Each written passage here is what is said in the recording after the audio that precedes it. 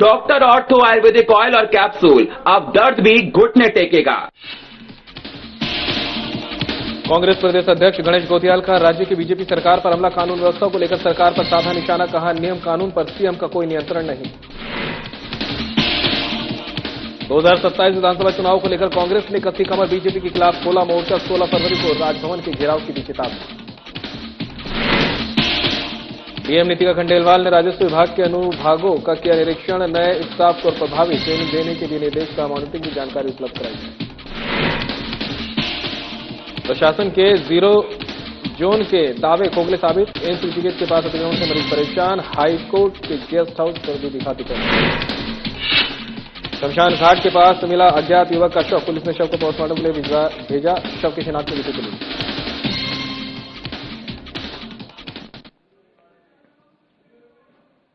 नमस्कार, उत्तराखंड की खबरें लेकर मैं हूं आपके साथ संदीप निरंजन सरकार। खबरों की शुरुआत कर लेते हैं। कांग्रेस प्रदेश अध्यक्ष गणेश गोदियाल का राज्य की बीजेपी सरकार पर हमला। कानून व्यवस्था को लेकर सरकार पर जमकर बरसे गणेश गोदियाल। नेता प्रतिपक्ष यशपाल आर्या और सीडब्ल्यूसी सदस्य करण माहरा ने भी साधा निशाना। प्रदेश की कानून व्यवस्था पर सीएम का कोई नियंत्रण नहीं, कहना गोदियाल का। बीजेपी को नफरत फैलाने से फुर्सत नहीं, कानून व्यवस्था बनाए रखना पुलिस की जिम्मेदारी। बीजेपी सरकार में कानून व्यवस्था ध्वस्त, ये कहना है यशपाल आर्या का। प्रदेश में जंगल राज कायम, अपराधी हो चुके बेलगाम। अपराधियों और प्रशासन का बन चुका गठजोड़, ये कहना है यशपाल आर्या का। भूमाफिया, खनन माफिया और शराब माफियाओं के हौसले बुलंद। शिक्षा और स्वास्थ्य सेवाएं बदहाल। जब राजधानी सुरक्षित नहीं तो अन्य जगह के क्या होंगे हाल। बीजेपी राज में शांति सुरक्षा पर खड़े हो रहे सवाल, ये कहना है करण माहरा का। प्रदेश में लगातार बढ़ रहे अपराध, आए दिन हो रही हत्याएं, कानून व्यवस्था बड़ी कमजोर।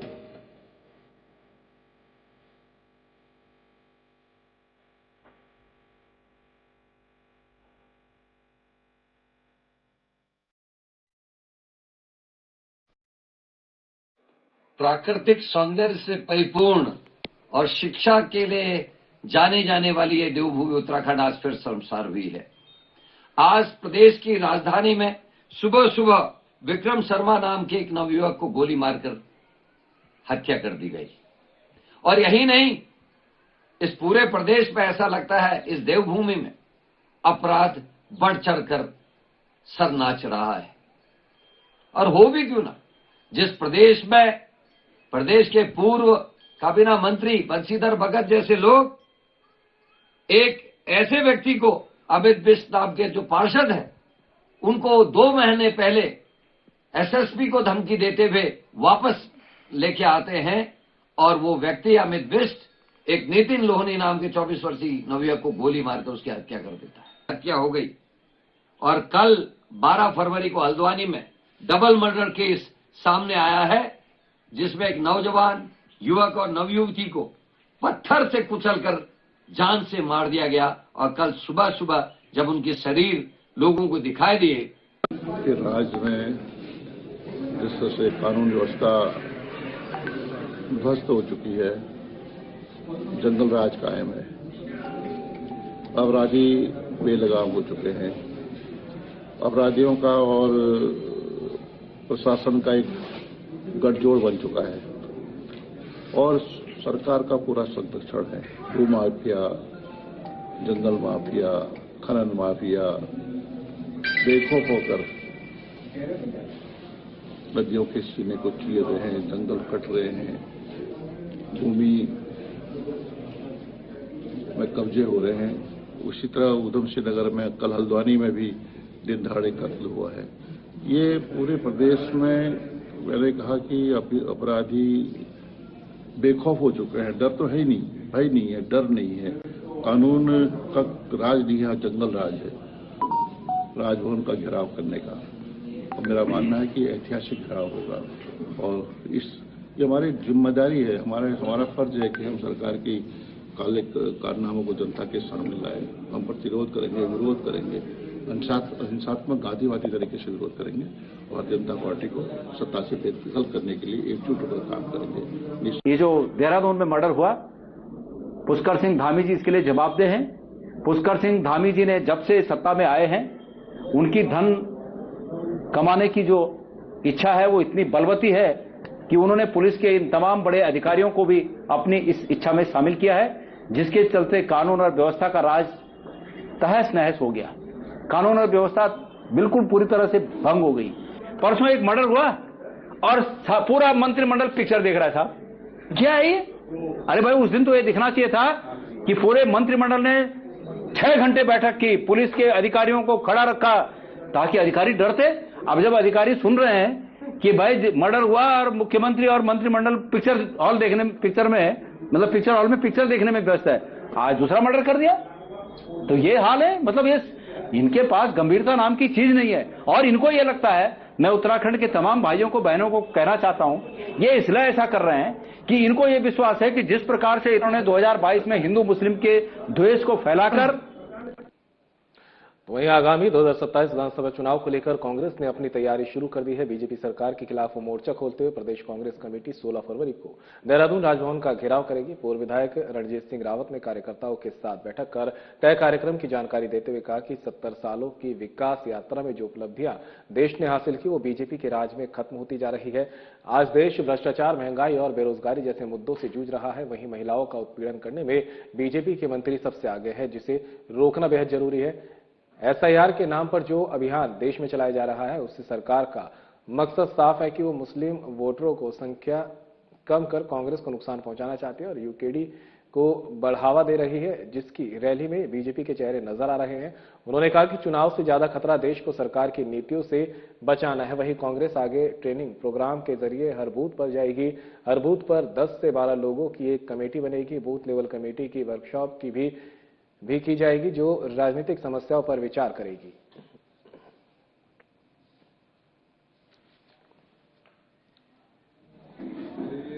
सोलह फरवरी को देहरादून में राजभवन के घेराव का कार्यक्रम रखा गया है। उसमें अधिकाधिक भागीदारी के लिए रामनगर से देहरादून चलने की तैयारी के लिए बैठक रखी गई है। देखिए, आज स्थितियां इतनी भयावह हो गई हैं कि एक विधायक बनना, एक सांसद बनना, एक राज्य सरकार बनाना, एक केंद्र सरकार बनाना गौण हो गया। आज खतरा ये हो गया कि हम एक संप्रभु राष्ट्र के रूप में हमारी जो पहचान है, जो हमने 70 सालों के। सैनिक कल्याण मंत्री गणेश जोशी ने देहरादून के गढ़ी कैंट स्थित जसवंत ग्राउंड में रक्षा मंत्रालय की ओर से आयोजित पूर्व सैनिक रोजगार मेले का रिबन काटकर विधिवत शुभारंभ किया। इस अवसर पर उन्होंने मेले में लगाए गए विभिन्न स्टॉलों का अवलोकन भी किया। रोजगार मेले में 40 से अधिक निजी कंपनियों ने भाग लेकर पूर्व सैनिकों के लिए रोजगार के विविध अवसर उपलब्ध कराए। इस अवसर पर सैनिक मंत्री गणेश जोशी ने भूतपूर्व सैनिक कल्याण विभाग और महानिदेशालय पुनर्वास की इस सार्थक पहल में सहयोग देने के लिए कॉर्पोरेट जगत का आभार व्यक्त किया। उन्होंने कहा कि चारों ओर उपस्थित वे जाबाज सैनिक हैं, जिन्होंने अपने जीवन का स्वर्णिम काल मातृभूमि की सेवा में समर्पित कर दिया, जिनकी वीरता और त्याग की तुलना किसी से नहीं की जा सकती। उन्होंने कहा कि रोजगार मेला जीवन के महत्वपूर्ण पड़ाव को सहज बनाने का प्रयास है, जब वे वर्दी छोड़ने और अपने परिवार के पालन पोषण के लिए नागरिक जीवन में नए अवसर तलाशते हैं। उन्होंने कहा कि अपेक्षाकृत कम आयु में सेवानिवृत्त होने वाले पूर्व सैनिकों को दूसरा करियर विकल्प उपलब्ध करना इस मेले का मुख्य उद्देश्य है। उन्होंने बताया कि सरकार तकनीकी उपकरण, प्रशिक्षण और आर्थिक सहायता के माध्यम से पूर्व सैनिकों को सक्षम बना रही है। उन्होंने कहा कि पूर्व सैनिक प्रधानमंत्री मोदी के विकसित भारत के संकल्प में सक्रिय भूमिका निभा सकते हैं और समाज एवं राज्य में योगदान दे सकते हैं।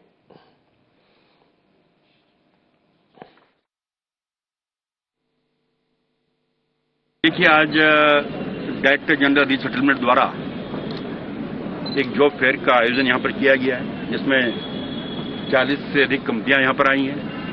उनके director major general S B Singh यहाँ पर हैं, एडीजी मलिक यहाँ पर हैं और भारी संख्या में पूर्व सैनिक यहाँ पर हैं, क्योंकि उत्तराखंड एक सैनिक बाहुल्य क्षेत्र है।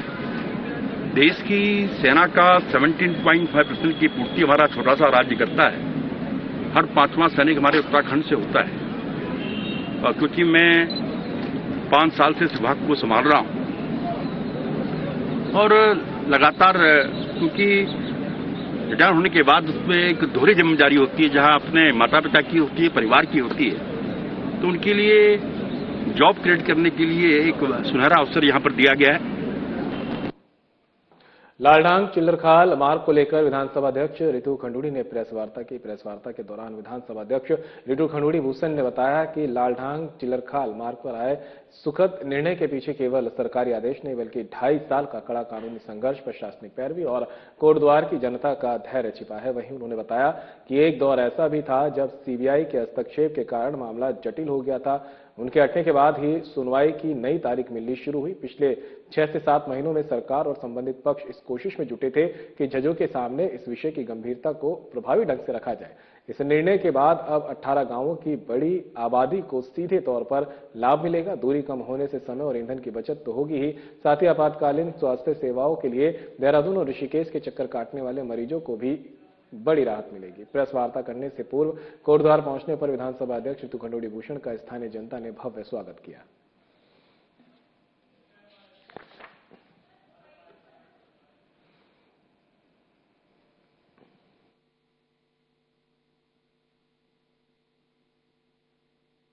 जब वो सीबीआई से हटा उसके बाद हमारी फिर डेट्स लगनी शुरू हुई और मैं बहुत समय से इस पे इसलिए नहीं बोल रही थी क्योंकि मुझे विश्वास था कि जल्द से जल्द इसमें कोई न कोई निर्णय आएगा। पिछले 6-7 महीने से हम लोग इसी पर लगे हैं कि किस तरह से इसकी सुनवाई हो, क्या सुनवाई हो, किस तरह से जजेस इसको सुने और इसको रखें। जो हमारे एडवोकेट्स थे वहां पे, जो सरकार के माध्यम से जो एडवोकेट्स थे, उन्होंने बहुत क्लियरली इस बात को बोला 18 गांव हैं, 40,000 से ऊपर के लोग हैं और इसलिए भी इम्पोर्टेंट है कि हरिद्वार जाने के लिए हमारे कोटद्वार वासियों को 22 से 25 किलोमीटर की दूरी ज्यादा पड़ती है और हम एक स्टेट से दूसरे स्टेट में जाते हैं और उसके बाद फिर अपने स्टेट में आते हैं।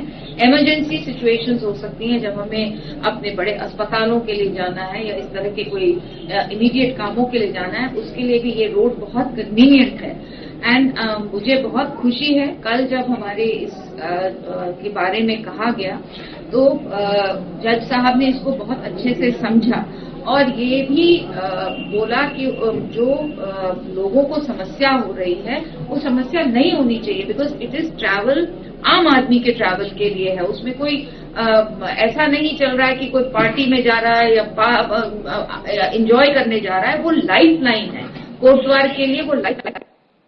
डीएम नीतिका खंडेलवाल ने कलेक्ट्रेट स्थित राजस्व विभाग के सभी अनुभागों का निरीक्षण किया। निरीक्षण के दौरान समाधान पोर्टल, अनुभाग, शिकायत प्रकोष्ठ, सीएम राहत कोष, जिला खनिज फाउंडेशन सहित सभी अनुभागों का निरीक्षण किया। इस अवसर पर डीएम ने नए स्टाफ को कार्यों की उचित और प्रभावी ट्रेनिंग देने के निर्देश दिए। साथ ही शिकायत प्रकोष्ठ में प्राप्त शिकायतों को समय पर संबंधित विभागों को ट्रांसफर कर त्वरित निस्तारण करने के आदेश दिए।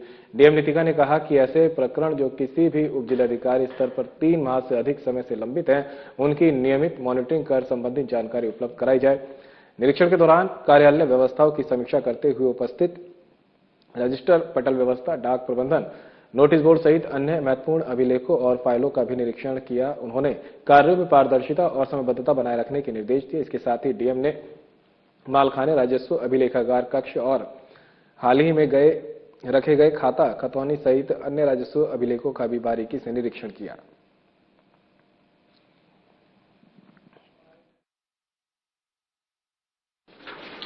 हमारे द्वारा जो कलेक्ट्रेट का एक जो हम लोग वार्षिक निरीक्षण करते हैं और समय समय पे जो निरीक्षण करना होता है आज किया गया।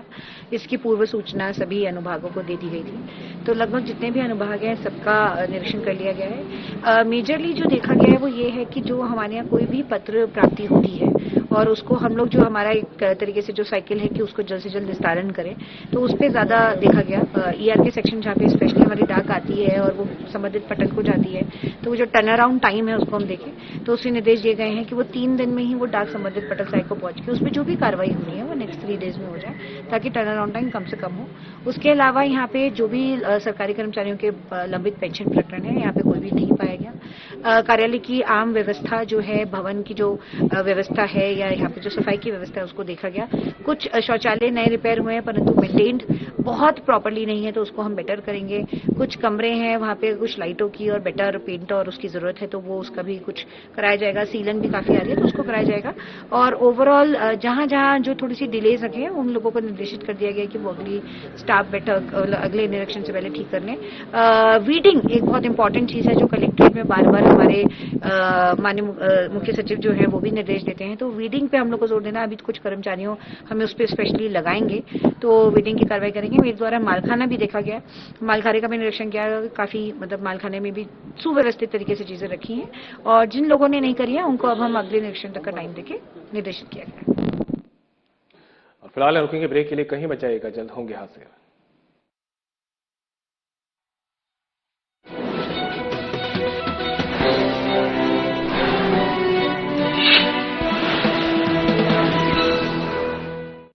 समान नागरिक संहिता हमारी बेटियां, माता और बहनों के गरिमापूर्ण जीवन का आधार बनेगी। यूनिफॉर्म सिविल कोड से लोकतंत्र की स्पिरिट को मजबूती मिलेगी, संविधान की भावना मजबूत होगी, किसी से भेदभाव नहीं, हर कोई बराबर।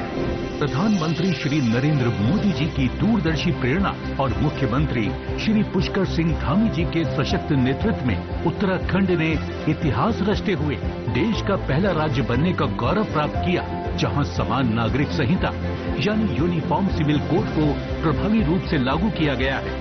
ये पहल राज्य में संवैधानिक मूल्यों को सुदृढ़ करते हुए समानता, सामाजिक समरसता और महिला सशक्तिकरण की दिशा में एक दूरदर्शी और प्रभावी कदम के रूप में स्थापित हुई है।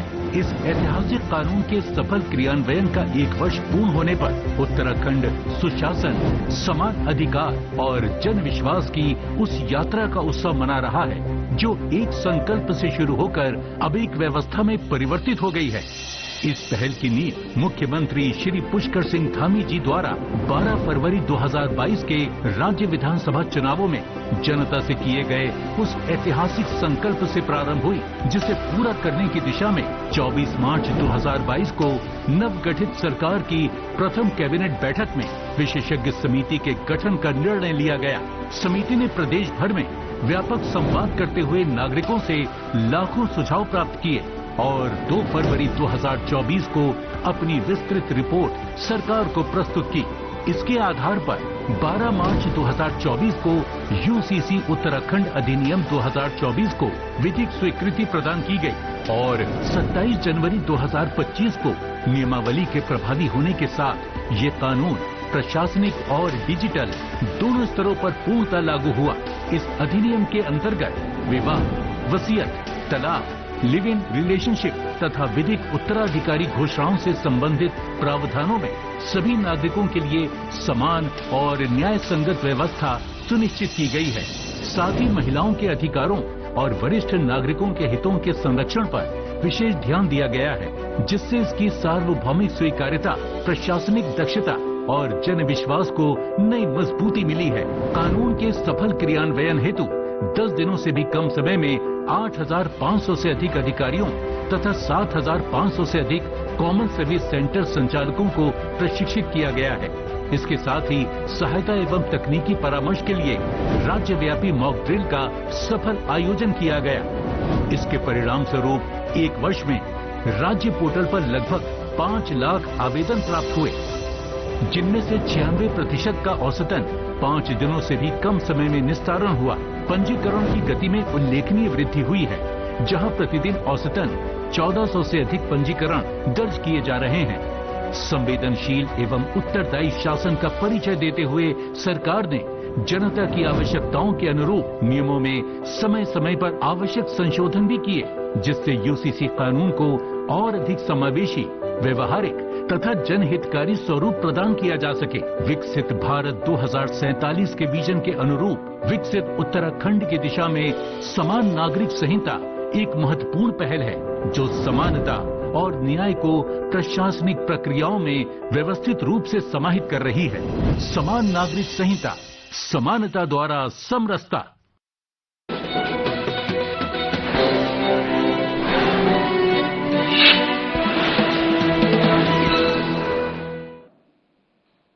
ब्रेक के बाद आप सभी का स्वागत है। खबरों में आगे बढ़ते हैं। ऋषिकेश के वीरभद्र महादेव मंदिर के पास में लगे मेले में प्रवेश और निकास द्वार अलग अलग नहीं होने पर एसडीएम ने नाराजगी जताई। उन्होंने आयोजकों को कल सुबह तक भीड़ प्रबंधन की उचित व्यवस्था करने के निर्देश दिए हैं। इसके अलावा एनओसी मिलने पर ही झूलों का संचालन करने के लिए कहा है। बता दें कि एसडीएम योगेश मेहरा पौराणिक वीरभद्र महादेव मंदिर पहुंचे। यहां उन्होंने पहले वीरभद्र महादेव के दर्शन किए और फिर मेला परिसर का निरीक्षण किया। इस दौरान उन्होंने देखा कि मेले में आने वाले लोगों के लिए निकास और प्रवेश द्वार अलग अलग नहीं बनाए गए हैं, जिसे उन्होंने भीड़ प्रबंधन के लिए खतरनाक माना है। इसके अलावा मेला आयोजन झूला चलाने की एनओसी भी मौके पर नहीं दिखा सका, जिस पर एसडीएम ने आयोजकों को तत्काल संबंधित विभाग से एनओसी लाने के लिए निर्देश दिए। एसडीएम ने बताया कि भीड़ प्रबंधन करना बेहद जरूरी है, इसलिए आयोजकों को जरूरी दिशा निर्देश दिए गए हैं। मानकों का पालन करने के लिए कहा गया है, यदि नियमों का पालन नहीं होगा तो कार्रवाई की जाएगी।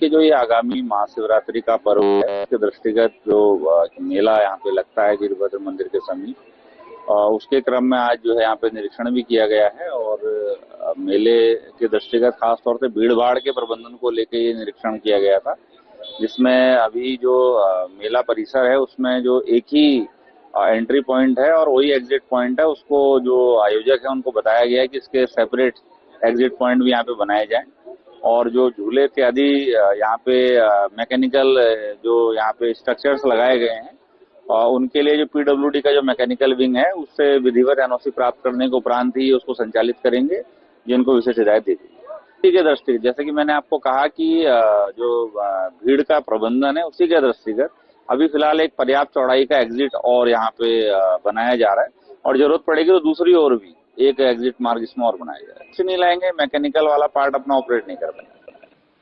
कैंपटी स्टैंड के निकट गंगोत्री यमुनोत्री मार्ग पर अवैध रूप से किए जा रहे खनन के बाद मार्ग पूरी तरह से क्षतिग्रस्त हो गया और वाहनों की आवाजाही पूरी तरह से बंद कर दी गई है। लगभग 15 से 20 दिनों तक मार्ग वाहनों के लिए बंद रहेगा। इसके चलते रूट डायवर्ट कर दिया गया है, जिसके कारण स्थानीय लोगों के साथ ही पर्यटकों को भी भारी परेशानी का सामना करना पड़ रहा है। वहीं सुबह से लेकर शाम तक जाम लग रहा है। उपजिलाधिकारी के नेतृत्व में राष्ट्रीय राजमार्ग मसूरी देहरादून विकास प्राधिकरण नगर पालिका की ओर से स्थल का निरीक्षण किया गया। प्रथम दृश्य अवैध रूप से खनन करने के कारण मार्ग क्षतिग्रस्त होना पाया गया, जिस पर उपजिलाधिकारी की ओर से भूस्वामी और संबंधित लोगों के खिलाफ सुसंगत धाराओं में मुकदमा दर्ज करने के निर्देश दिए गए हैं। स्थल का मसूरी देहरादून विकास प्राधिकरण द्वारा मानचित्र स्वीकृत किया गया है, लेकिन भूस्वामी द्वारा अत्यधिक खुदाई करने के कारण मार्ग क्षतिग्रस्त हो गया है। राष्ट्रीय राजमार्ग के अधिशासी अभियंता ने कोतवाली मसूरी में 3 के खिलाफ सरकारी संपत्ति को नुकसान पहुंचाने और जानमाल के साथ खिलवाड़ करने की धाराओं में मुकदमा दर्ज कर लिया है।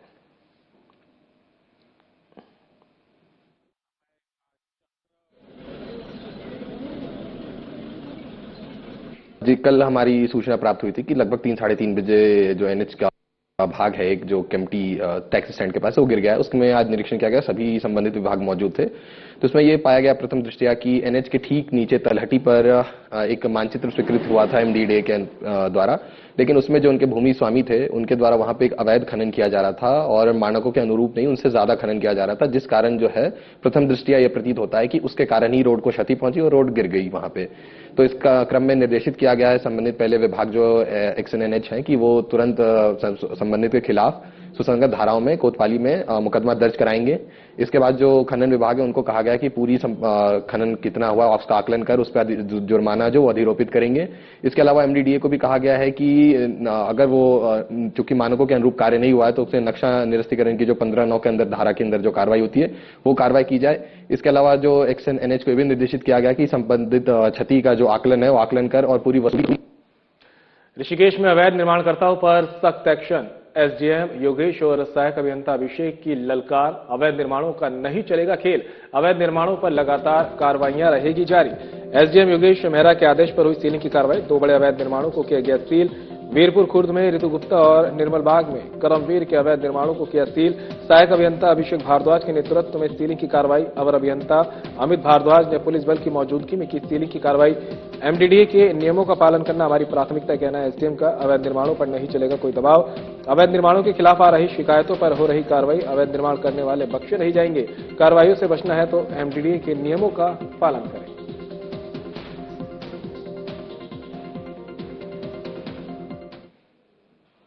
एम्स ऋषिकेश के पास प्रशासन के जीरो जोन के दावे खोखले साबित हो रहे हैं। एम्स के पास घोषित जीरो जोन में ठेली रेहड़ी और अतिक्रमण का बोलबाला है, जिससे न केवल स्थानीय निवासी बल्कि उत्तराखंड और पड़ोसी राज्यों से आने वाले मरीज भी बेहाल है।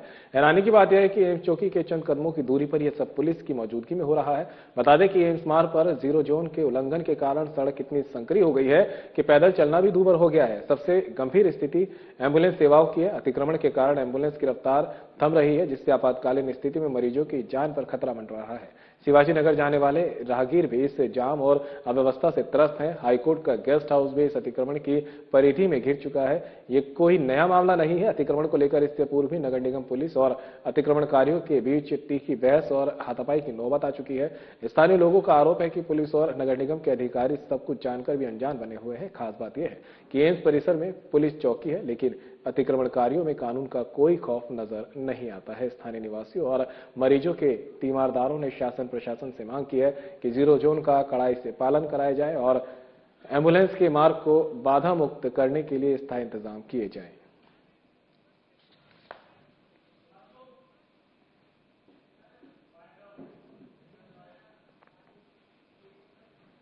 और फिलहाल इस बुलेटिन में साथ इतना ही। दीजिए इजाजत। नमस्कार।